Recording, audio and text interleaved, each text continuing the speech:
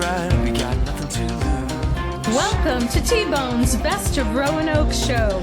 Music, comedy, and conversation featuring HB, the Honey Badger. Honey Badger don't care. Now, on with the show. This is Radio Free Roanoke, and HB, we are here at the Roanoke Rescue Mission with the Chief Developmental Officer, Tracy Altizer. Tracy, good afternoon. Hi, thanks Hello, for having Tracy. me. We really want to talk to you today about a special event you're going to be coming up with here on, let's say July 27th. You know, the Roanoke Rescue Mission is a big part of the fabric of Roanoke City and Roanoke County and actually the whole Southwest Virginia. But every now and then I'm sure you have special events that you want to promote. We do. And this one came to our attention, so we want to learn a lot about it. It's the Rally for Recovery. Tell us about it. We're really excited about this event. It's the 25th anniversary of the Way Forward Recovery Program here at the Rescue Mission. And what that means is for 25 years we have been providing addiction recovery services for people who need it desperately. And it's a year-long residential recovery program, so it's pretty intense, and it's not like somebody who goes and they might get a month for rehab here or 2 months there. It's a really comprehensive, intense program, and so this event is to support that program and help us continue providing that program for more people, and so it's at the Berglund Center on the 27th. 27th, 6 p.m. That's right. Now, if HB and I want to go, we buy a ticket, right? Yes, you do. Tickets are on sale at rescuemission.net. And you can get them right now. And if you bring a group, if you want to buy for a group of 10 or more, they're $5 off the ticket price of each one. So that's a deal. It's great for church groups who, a lot of churches have celebrate recovery chapters, and so this is a great way that they can come at a discounted price and come together as a group, or any kind of group that wants to come together. Right. And it's the 25th anniversary. The recovery program, Tracy, does it take place right here on the grounds of the Rescue Mission? It does. These folks live here, right here at the Rescue Mission for that year. They live in community with each other. As part of their program, they're taking classes together. They may be academic type classes. If you come here and you don't have a high school diploma, we want you to have your GED when you're leaving us. And so they're taking those kind of GED prep courses. They may need keyboarding skills because it's kind of hard to function in today's society without those kinds of basic skills. So we have volunteers who come and work with them to learn how to use a computer. They're learning Microsoft Office products. They take classes in journalism. They have to write their autobiography before they can graduate from our program. Wow. Now, Tracy, I didn't, Rescue Mission, I've known it's been here for quite a while. I'm thinking, for some reason, it was more for people that were homeless, maybe needed a night stay or maybe a meal. Well, we're doing that too. Right, that's what so how long have they been doing the recovery stuff? Of course, 25 years, I guess. Mm-hmm. But and then you said all this other educational stuff. I didn't know that was part of it. That's really part cool. of the recovery program. The recovery program grew out of a need. When years ago, they were seeing so many folks coming in who had serious alcoholism issues, and so they realized, we're trying to help these people, but they can't move forward because they're stuck in this addiction. And so that's how this program got started. Now, over time, it has grown. It's not just dealing with alcohol. It's dealing with some serious drug issues and more younger people coming in. Mm-hmm. And so, it's men and women. Right. And it's when you figure they're here for a year, they are giving up their lives to come and be here. That's quite a commitment. Right. Now, most of them have lost everything before they get to us. Right. Is that right? They've lost whatever jobs they've had, careers, they've lost their families, they've lost their homes. Many of them are homeless by the time they get to us. Some of them are court ordered to be here. Mm-hmm. So our program has a wonderful reputation with the judges, and they will order them to come and complete and graduate from our program as a condition of their probation and parole. Well, all the things you offer them, it sounded when you described it like they're, almost like you're taking college classes while you're getting the recovery program. The learning these other skills. So essentially, when folks come here, they might be at the very bottom of where they would like to be, and then you guys just help put the pieces in place for them to utilize and build themselves back up and make themselves marketable when they leave here in a year. That's a great way to put it. And when you think of something like writing your autobiography, that's a big deal. It forces them to have to take a hard look at themselves. Yes. It forces them to have to go back through their whole journey and look at some things that maybe they've been avoiding facing for many years. So there's a big therapeutic element to that, but it also helps them to be able to then tell their story. And once you've thought through it and written it down, and now you can tell it to somebody else, because we at the Rescue Mission, we believe that you don't go through experiences just for yourself, good or bad, that it's really, even the negative, the hard things we experience in life, that we're supposed to turn around and use those to help somebody else. You're right. And for them to be able to share their stories, especially their stories of transformation. Well, when you have the recovery program celebration, like you're having on the 27th of July, do you ever have like former graduates of the program come in and say, hey, I went through the program and this is where I was and this is where I've ended up? Yes. So this is the first time we've done an anniversary celebration for the program. So this is a first time event, but yes, we will have speakers who are graduates of our program as well as current participants speaking and sharing their stories and testimonies, and really because we want people to understand that we mean business here. We really want people to be able to move forward in their lives and be productive members of our community, and be joyful and have good lives and good families. And we believe that when somebody is able to transform here, get their addiction under control, that's going to have a great ripple effect. It's going to change their families, it's going to change their children, and that's going to have an impact for generations. A lot of success stories, I'm sure, come out of here, no doubt about it. Yeah. Are there any, Tracy, that you can just in general say, this is where this person ended up, or how they've succeeded? Are you able to? Yeah, so I can tell you about a man who's actually here on our staff now. He works in our men's shelter, and he came through our recovery program, and he had spent a number of years in prison because of his addiction and drug-related crimes. And he came out and knew that he needed help, and so he ended up here at the Rescue Mission. He came through our program, and he was hardcore. But seeing volunteers here really touched his life, because he didn't believe that his life was worth anything, and he was feeling worthless, and so he was bucking up against the program and being rebellious. And so he asked somebody, who are these people that keep showing up? Well, they're volunteers. And he decided that if people like that could give their time to come and help somebody like him, then maybe his life was worth something. And that's what made him decide to give the program a chance. That was like a turning What point. a neat story. Isn't there. that amazing? Yes. So he worked hard in our learning center. We have a learning center here on the property, and he got his GED. And he graduated from the program, and we have something called graduate peer support. And so he did that for a year, where he was providing mentorship for people who were new coming into the program and helping them through. Then we hired him to work in our thrift store out on 460, and he was out on the loading dock, and he was great. The customers loved him. Oh. He was a hard worker. He was on disability. He had some health issues. He was on disability. And we had a full-time position come open in our men's shelter, and we knew he would do great because he could relate to these guys here, these homeless men who were coming in, and they're so just down and out, and he's great with them. He worked himself off of disability.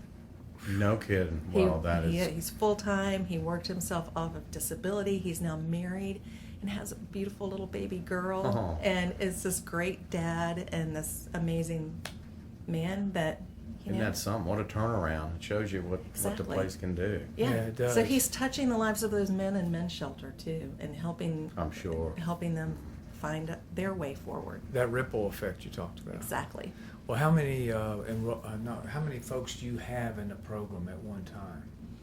We can have as many as about 70. We will take 16 to 20 at a time on an intake. We'll do a men's intake 1 month and a women's intake the next. Right.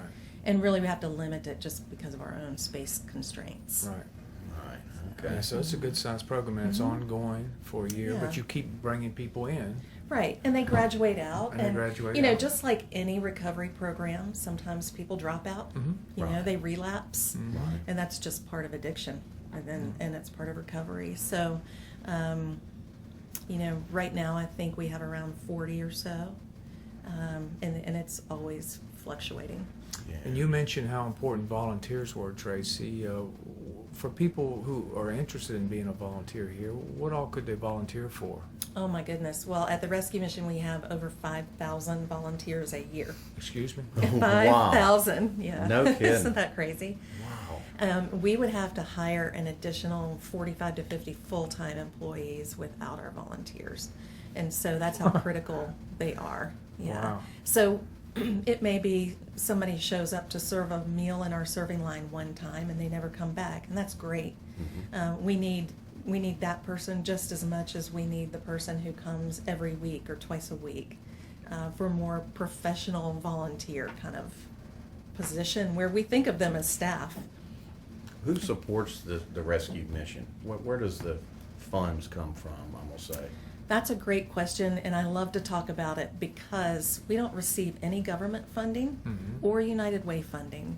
No It's city? nothing, Right. no local, state, or federal tax dollars Did come not to the know Rescue that. Mission, Okay. which I think is a remarkable testament to the generosity of this community. This mission has been here for 71 years, Wow. operating that way, and it's almost a $5 million budget annually. So Good God. that's a great deal of community support, and wow, I mean, isn't that amazing? Yes, and there's a lot of donations, not just money. It could be to support it far as there could be soaps and Oh, shampoo it's all of it. and Absolutely. towels and yes. It's all of it. Food. It only cost us about 11 cents to serve a plate of food here at the Wow. Rescue Mission in our serving line because of all the food donations we get. Now, do you get food from like a chain or like a Kroger? Or Kroger actually is our largest food donor. They in 2018 donated, oh gosh, thousands and thousands and thousands of pounds of food. We had almost 1 million pounds of food donated that Gosh. year. How much? Almost 1 million, over 900,000. She's throwing out some big numbers. Numbers. Right? Yeah. yeah. Wow. And Kroger donated about 56% of that. My. So that's a big deal. So that's part of their mission to give back to the community. Right. Now, but we have lots of grocery stores. We have lots of, it may be even just the church that is doing a canned food collection. Right. I mean, it's coming in from all different sources. And we use every bit of it. Even Hunters for the Hungry, Oh, yeah. Yes. they'll take the meat and get it processed, and then Right. they bring it over. Now, the food bank here in Roanoke, does that have anything to do with this? We do partner with the food bank, Okay. and so they provide some commodities to us. We have a program called Manna Mission, where on every Saturday morning we're giving out food boxes, about 50 pounds worth of food to people who are in need in our community. Without that extra assistance, they could very well end up in our shelters. And so this is helping people stay housed. And so we do receive some commodities from Feeding America for that program. I see. Well, Trace, you mentioned you have approximately 40 in the recovery program right now. Just tonight, how many overall do you think will be staying here at the shelter? Well, I can tell you last night we had 232 people. Wow. We do a daily census report, and anybody can look at that. It's on our website every day. We update it. Really? And Okay. it's at rescuemission.net, and we update that every day, so you know exactly who is it was here. But you've gotten cold winter months. I'm sure you've peaked in the 300s or so, right? Oh, for sure. This is a 400-bed facility, mission-wide, and that includes our residential programs, which is our recovery program where they live here for a year. That includes our Tabitha job skills program for people who are chronically homeless. They've come out of our emergency shelter and move into a residential area where they live together, and they have service assignments around the mission, and they're taking job skills training and life skills training to help them move forward. And of course the people in our men, women, and children in our emergency shelters. Now this.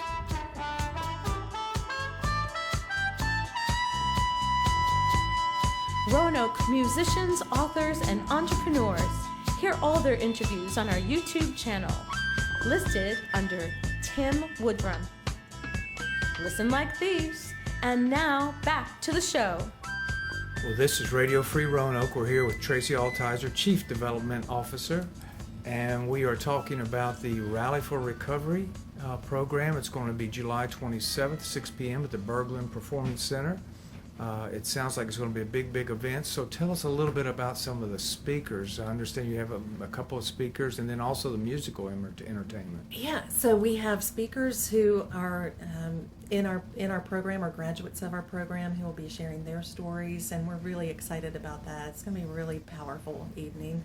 We have Dr. Monty Burks from Tennessee. He's their state director of special projects and faith-based initiatives, and he's going to be talking about some things that people can do to come alongside people who are dealing with substance use disorders and their families, and how to be supportive and that kind of thing.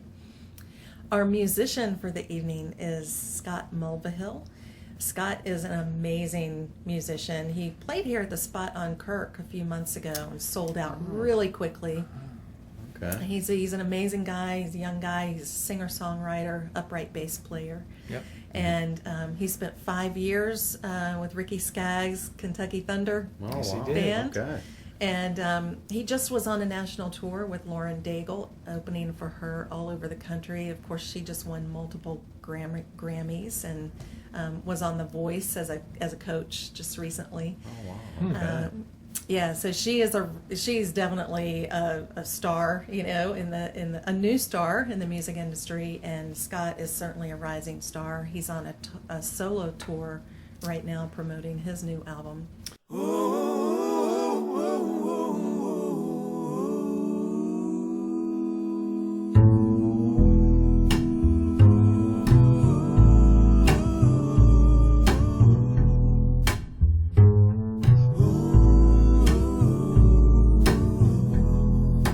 Nothing like a blank page, get to start from scratch.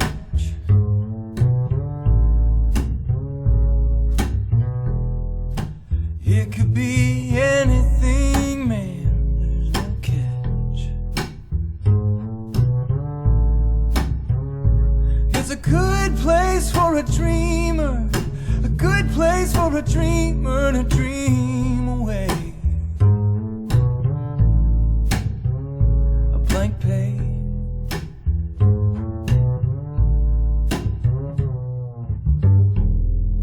There's nothing like a clean slate. Get another shot.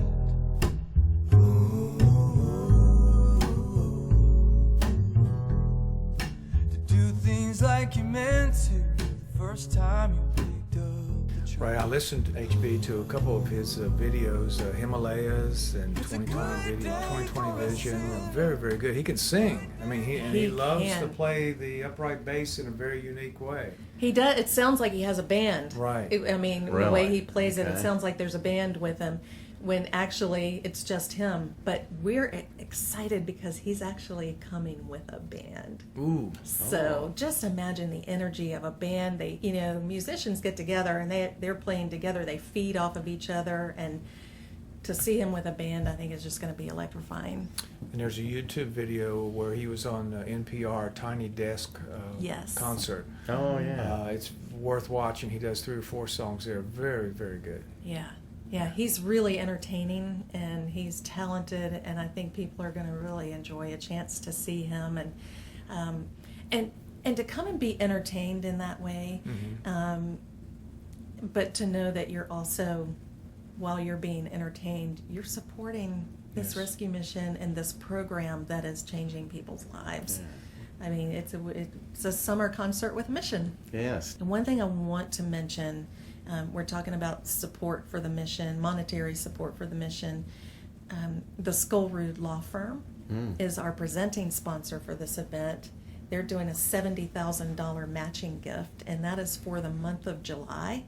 So any gift up to $70,000 is the match. Yeah. And so gifts that come in will be matched dollar for dollar, Wow. up to $70,000. So, and people love to know that their money is going to have double the impact. Sure. Right? So. That's a big deal. We're It sure really is. excited about that and grateful. How did you score, Scott? Line up a talent like that? You won't believe it. So he played at Church of the Holy Spirit here in Roanoke back in December with Andrew Peterson, who's a pretty well-known musician in his own right. Has a thing that he does every year called Behold the Lamb of God, and he takes that on tour all over the country. And Scott played bass for him in that. And Okay. Church of the Holy Spirit hosted the Behold the Lamb of God here in Roanoke on a night in December. And I happened to see him there. And then in February, March, he played at the Spot on Kirk. And I said, this guy was fantastic. I'm going to go see him. Went there. And then, so I called up Bishop Quig Lawrence at Church of the Holy Spirit. And I said, hey, remember this guy, Scott Mulvihill? You seemed like you knew him. He said, oh, yeah, I know him. And so he put me in contact with him, and I called him up. And Scott Hey, answered. Scott. Seriously, that's what happened. He answered his phone. I told him who I was, and he said, oh, that sounds like a great event. I'd love to do that. That's an issue that's close to my heart. I'd really like to do Wow. that. It's something I want to support. So he put me in touch with, you have to go through their people. Right. Oh, So he yes. put me in touch with his people, and we went from there. Oh, yeah. So a beautiful marriage. Yeah. Well done. Yeah. Yeah. Yeah. Very He's nice. a great guy. I'm really excited that we get him.